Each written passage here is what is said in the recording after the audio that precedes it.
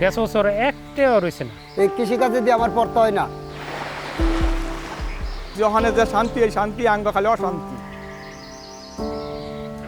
এখন তো আমরা কার কাছে করার জায়গা নাই, কার কাছে বলবো?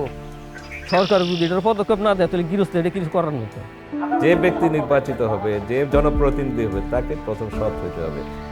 প্রযুক্তি নির্ভর একটি কৃষি ব্যবস্থা আমরা গড়ে তুলব। পানি সরিয়ে নেওয়ার ব্যবস্থা করতে হবে। ভোটের আগে অনেক কিছু ওরা আশ্বাস দেয়, কিন্তু ভোটের পর আর ওদের তো খুঁজে পাওয়া যায় না। তবে স্বাধীনতার ৫৫ বছরে কতটা বদলেছে কৃষকের ভাগ্য? কবে তারা পাবে ফসলের ন্যায্য মূল্য?